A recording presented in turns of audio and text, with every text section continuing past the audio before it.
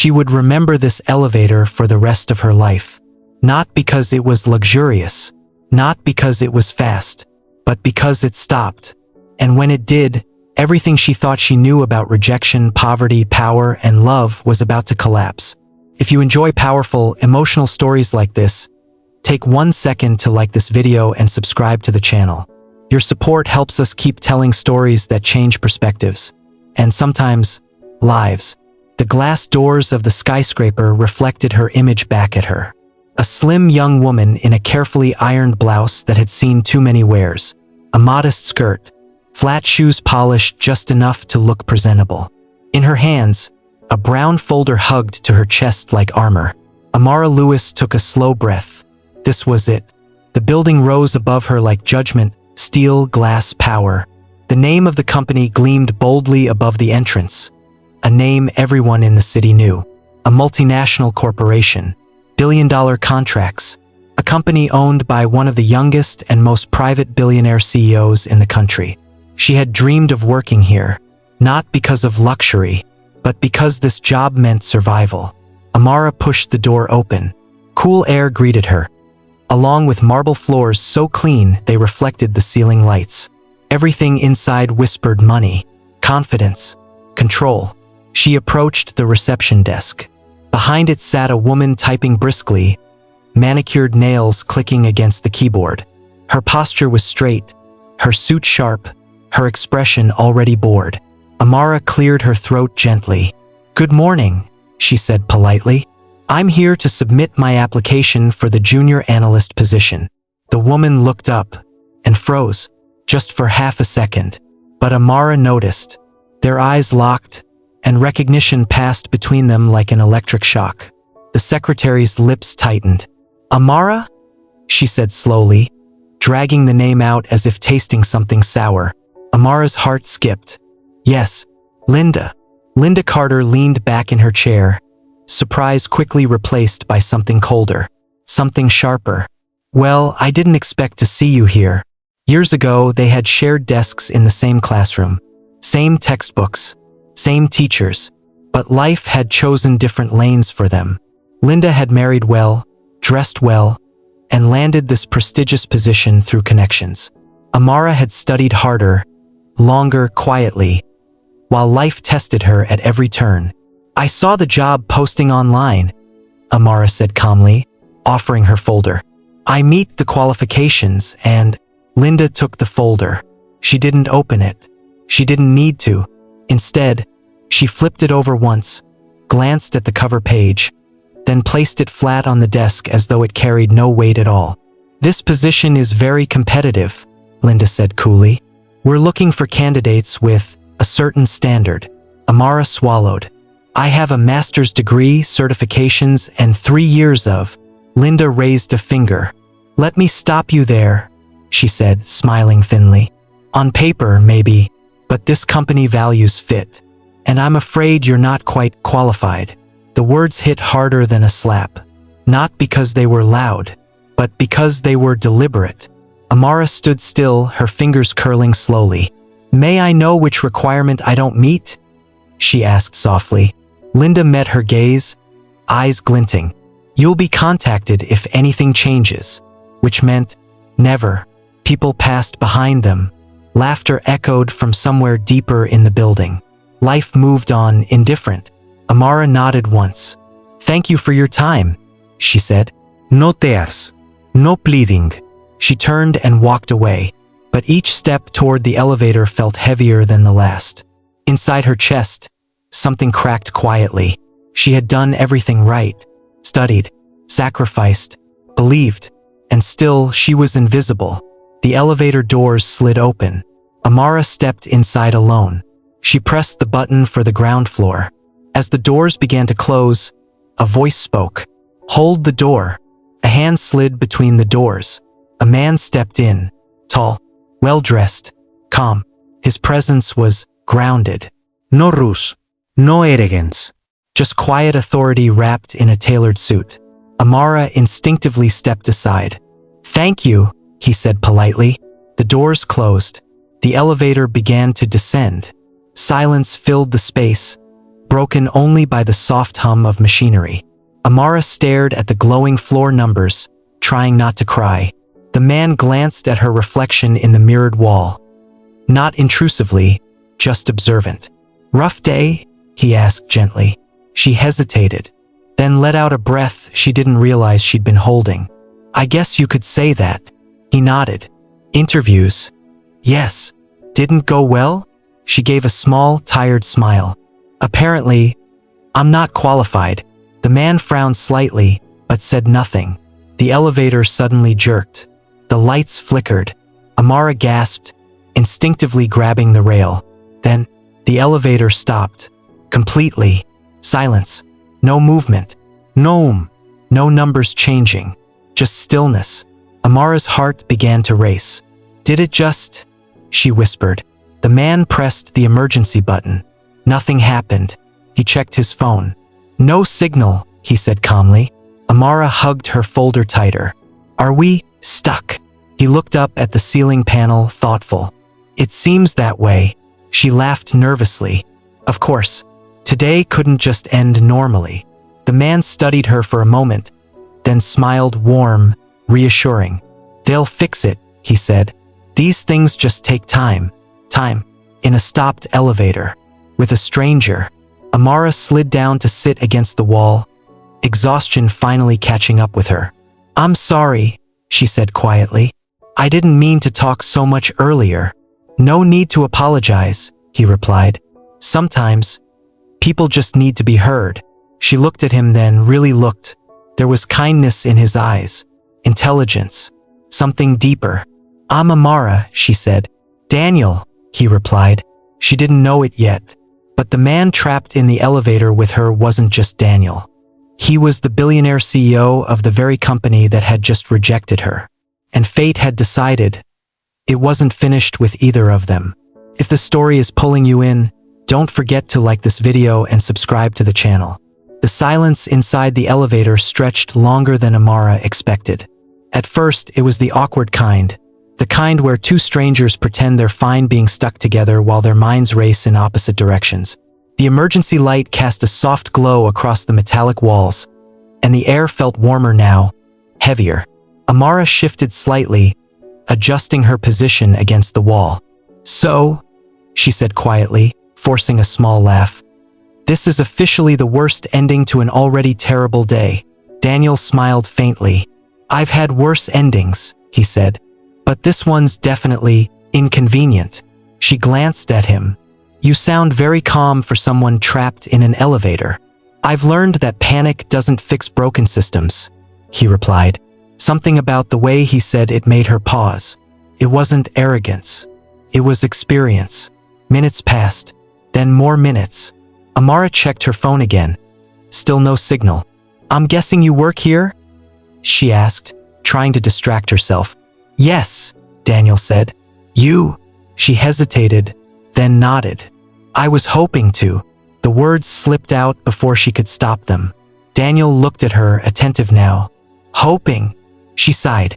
"I came to apply for a position. Junior analyst." "That's a solid role," he said. "What happened?" Amara stared at her shoes for a moment. She said I wasn't qualified. "Who?" he asked. "The secretary. Linda." Her jaw tightened slightly. "We knew each other in school. She didn't even read my resume." Daniel's brow furrowed. "And you didn't argue? What would be the point?" Amara replied softly. "When someone has already decided your value, words don't change much." There it was. Not bitterness. Not anger. Just truth. Daniel leaned back against the wall, folding his arms. "That shouldn't happen." Amara shrugged. "It does. All the time." She didn't know why she kept talking. Maybe it was the isolation. Maybe it was the fact that he wasn't looking at her with pity. "I studied for years," she continued. "Worked nights. Took care of my mom when she got sick. I didn't have connections. Just grades. Experience. Hope." Her voice cracked slightly. "I guess hope isn't enough." Daniel didn't interrupt. That surprised her most. "I'm sorry," she said quickly. "I didn't mean to dump all that on you." "Don't apologize," he said firmly. People don't talk enough about the things that matter. She smiled faintly. You sound like someone who's been on the other side of rejection. More times than you'd think, he replied. The elevator suddenly made a low groaning sound. Amara froze. Was that good? Hard to say, Daniel answered, pressing the emergency button again. This time, a crackling voice responded faintly. Maintenance, experiencing a delay. Please remain calm. Remain calm. Easy words. Hard task. Amara hugged her knees to her chest. Can I ask you something? She said after a moment. Of course. Why are you so normal? She asked, then laughed nervously. I mean, you work here, right?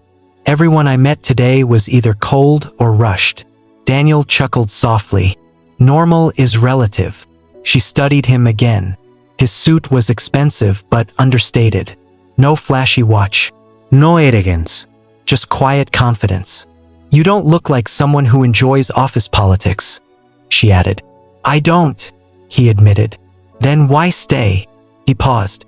Because if the right people leave, he said slowly, the wrong people take over. That answer lingered between them. Amara nodded thoughtfully. That makes sense. Time crawled. Somewhere above them, metal clanged. Voices echoed faintly. Amara's stomach growled quietly. She flushed. Sorry. Daniel smiled. I skipped lunch too. She laughed this time genuinely. The sound surprised them both. For the first time that day, Amara felt lighter. You know, she said, it's strange. I walked into this building feeling invisible. And now, stuck in an elevator, I feel more seen than I have all day. Daniel looked at her, eyes steady. That's because someone is finally listening. She swallowed. Their eyes met. Something shifted. Not romance, not yet. Something deeper. Connection. The elevator jolted again, harder this time. Amara gasped, instinctively reaching out. Daniel caught her hand without thinking. They froze. Her hand was warm, slightly trembling. His grip was steady. I've got you, he said quietly. Her heart raced, but not from fear. Slowly, she pulled her hand back, embarrassed. Thanks. The lights flickered, then steadied. Looks like they're making progress, Daniel said. Amara nodded, but part of her felt disappointed. She didn't want this moment to end. Before she could stop herself, she asked, Daniel, what do you do here, exactly? He hesitated. I'm involved in operations, he said carefully. That's vague, she teased gently. He smiled. I like keeping things simple. She accepted that. Then let me ask you this, she said. If you were in charge, would you have rejected me? Daniel didn't answer immediately. He looked at her. Not just her clothes, not her folder, but her posture, her eyes, her composure. No, he said finally. I would have asked more questions. Her breath caught. That means more than you know, she whispered. The elevator suddenly lurched, and then began moving. Slowly, downward. Amara's heart jumped. We're moving. Yes, Daniel said. Looks like they fixed it. Relief washed over her, followed quickly by something else. Finality. The doors would open. They would return to reality, to who they really were. The elevator slowed, stopped. Voices rushed in from outside. Sir, there you are. The doors slid open. Light flooded in. Executives, security, staff, all looking past Amara, straight at Daniel. A man in a suit stepped forward, visibly shaken. We've been searching for you everywhere, he said urgently. The board meeting, sir. Amara's world tilted. Daniel sighed quietly. Give me a moment, he said calmly. The man nodded and stepped back. Amara stared at Daniel. Confusion, shock, realization crashing together. Sir, she whispered. Daniel turned to her, and in that moment, everything changed. Amara, he said gently. There's something you should know. Amara, Daniel said gently, lowering his voice as the noise around them swelled. There's something you should know. Her heart pounded so loudly she was sure everyone could hear it. The people standing outside the elevator, Men in tailored suits, women with tablets clutched to their chests were all waiting, watching, respectful, nervous.